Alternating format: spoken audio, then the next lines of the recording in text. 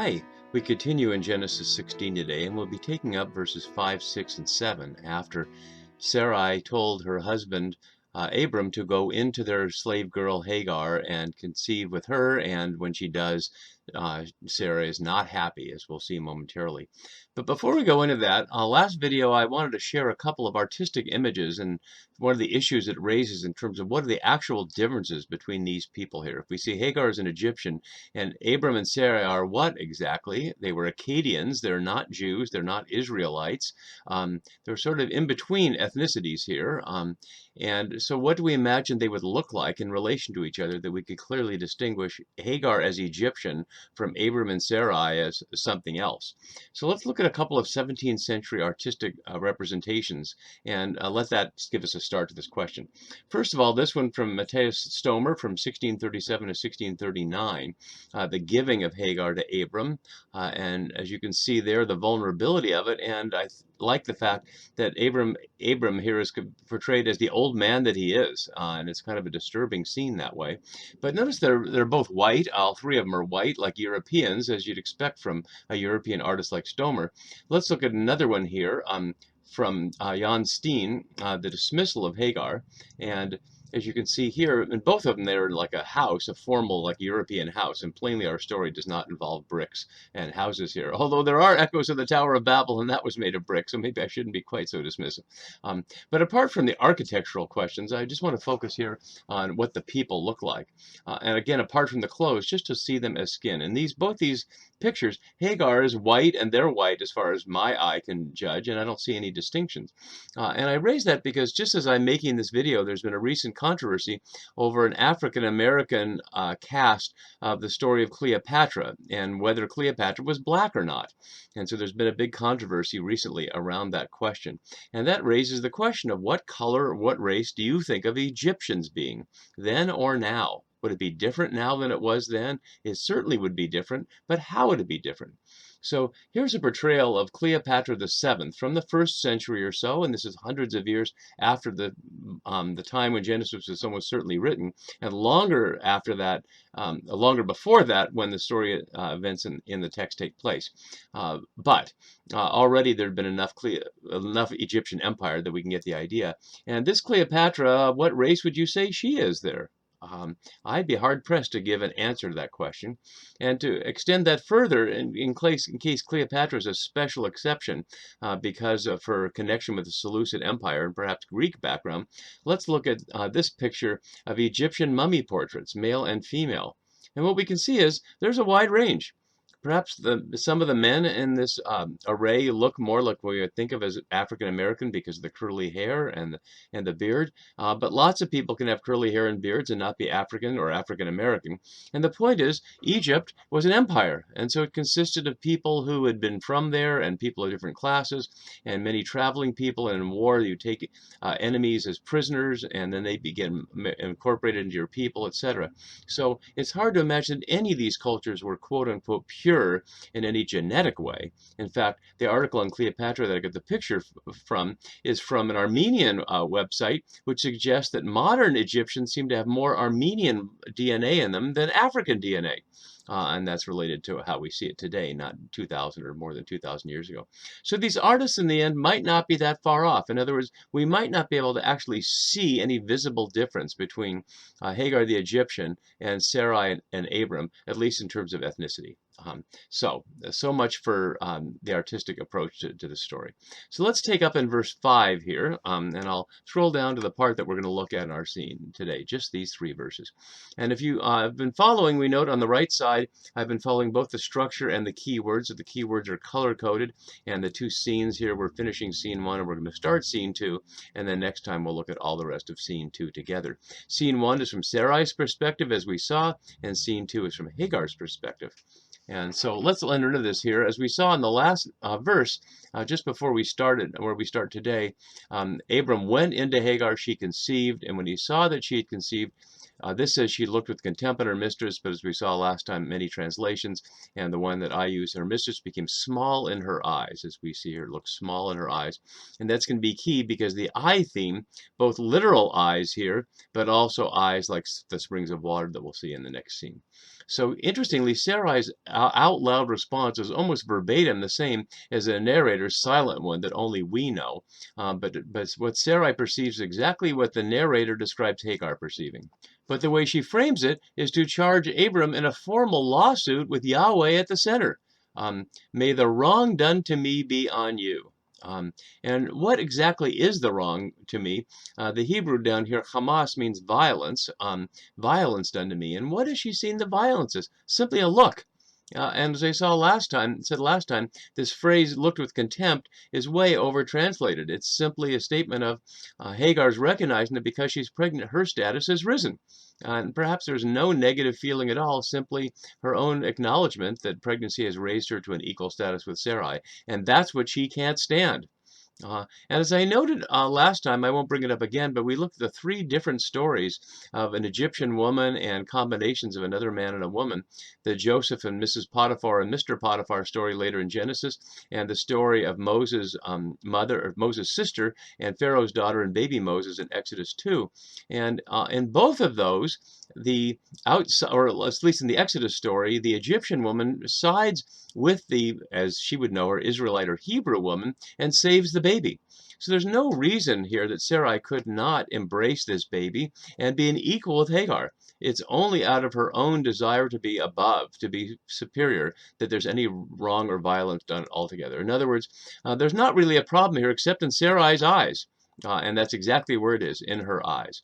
So what she says here is at the wrong, I gave my slave girl to your embrace, a word we'll come back to in just a moment. And when she saw that she had conceived, she looked on me with contempt. Same phrase. The word for embrace here, we can see from my note below, Deuteronomy 13:16. Let's look at that quote so we can get a sense of how this word chayek is incorporated there. Your brother, your father's son, or your mother's son, or your own son or daughter, or the woman you embrace, or your most intimate friend. In other words, on a scale of intimacy, embrace is somebody who's close to you, whether that's implicitly sexual embrace or just simply physical touch. Giving the slave girl to your embrace, in other words, is treating her as a wife, as a woman. And that's exactly the point, because she's going to be a surrogate mother here. But that's not what Sarah had in mind. So what she says is, may the Lord judge between you and me.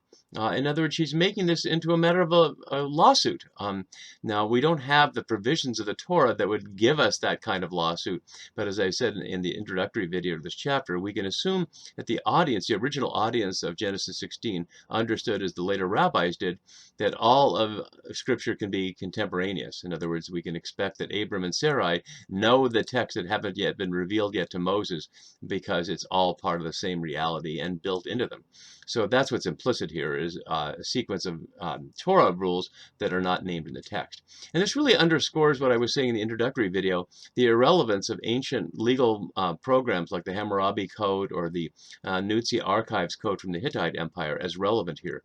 The only time anybody speaks of any kind of a judgment is here, and it's Yahweh's judgment, not Hammurabi's judgment or the Hittite king's judgment, but implicitly Torah judgment. So she's saying that this is a call for a lawsuit. And scholars have jumped on this, especially early scholars. The rabbinic scholars in Genesis Rabbah in the early centuries note here, whoever plunges eagerly into litigation does not escape from it unscathed. And so it's curious because as I grew up, Jews were commonly lawyers, and I used to be a lawyer, and yet there's an ancient warning against litigation from the rabbis, that once you start with litigation, you get caught up into that. So that's what she's calling for, and plainly there's no courtroom here. It's simply Yahweh to judge between them. And Abram's response, as part of the patriarchal reality I named last time, is to say it's in your power here. As I was noting last time, worth repeating here, sometimes we have a limited understanding of patriarchy, that it simply means that men have all the power. But what patriarchy was in the ancient world was more of a gender division of power space. And so in this private space, the woman has the power. In public space, the man has the power. So that's what Abram's saying. Your slave girl literally is in your hand here, Beyadek here, in your hand. which is to suggest possession, but also power. Yahweh's hand is an expression of power for Yahweh as well. So your shipha is in your power. Do to her as you please, or literally, whatever is good in your eyes. And you can see that again from here. And I would note that that phrase, doing whatever is good in your eyes, echoes negatively in Judges, where the people did what was right in their own eyes rather than doing what was right in Yahweh's eyes, and eventually that leads to the demand for a king in 1 Samuel 8. But the book of Judges ends with the absence of a king and implicit chaos because people are running around doing what looks good in their own eyes. And so that's what Abram tells Sarai to do. So now he's participating in the process of not listening for Yahweh, even though she's twice quoted or attributed things to Yahweh. She said it was Yahweh who made her not able to conceive, and now she calls on Yahweh to judge between them.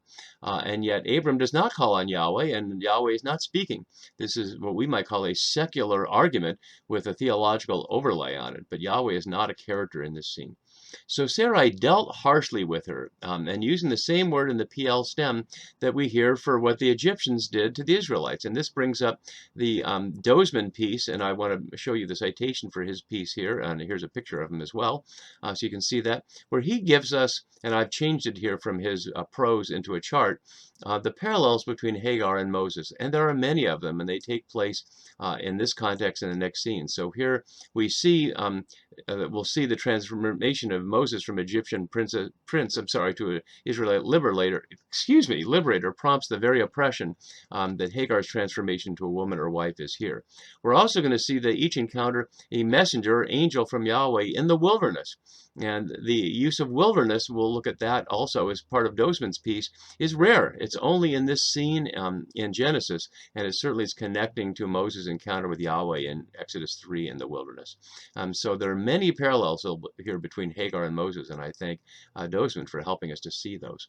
So Sarai treated Hagar as the Egyptians treated Moses, and she ran away from her just as Moses ran away. And we'll go one more verse for now, even though this opens the next scene. And I'll put up the chiasm here, thanks to Wenham, the chiasm of this scene from 7 to 14, and you can see that framed that way. And we see for the first time Malach mentioned here, angel, and in this whole phrase, Malach Yahweh. First of 213 times for Malach in the Hebrew Scriptures. The whole phrase Malach Yahweh is 58 times, and 4 times in this passage, but only in Genesis 22:11 elsewhere, connecting those two stories. And we'll see more about that next time. We'll see from another author, Susan Piggott, who makes the connection between Hagar's portrayal here in chapter 21 and Abraham's portrayal in chapter 22. So good company that Hagar is being portrayed with Abraham on one level, with Moses on the other. So the angel of the Lord found her by an eye of water, a spring of water in the wilderness. And again, eye of water, spring of water. But Copeland, from this piece here, from Women, Wells, and Springs, a wonderful piece, and there's a picture of her as well, notes that the knowledge of springs of water was secret knowledge that people would keep to the ecological knowledge that allowed them to survive and would be protected from rivalry by others. And we've already seen an example of that in chapter 13, where Abram's and Lot's herders argued about wells, and we'll see more about arguing over wells. Here, spring is flowing water, and readers of John's Gospel might note the contrast here, as well as there, between flowing water and well water, cisterns and flowing water. And Jesus likens himself and God to flowing water, and that's what we have here, springs of water. The spring in the wilderness on the way to Shur. So let's look at the map here to see where this is taking us. So we were up here, and now Hagar has come all the way down here, running away, and she's obviously on her way back to Egypt. Here's the wilderness to Shur, and on the way to Shur. And of course, we don't know where this specific eye of water, the spring, is, but somewhere along the way, and it's the spring of water that enables her to survive. But to probably her survive, and maybe readers surprised, the angel will tell her to go back. And that's where we'll pick up the story next time, as we follow the story of Hagar meeting the angel of Yahweh and giving a name to God, the first woman in the Bible to give a name to God. See you for that next time. Bye-bye.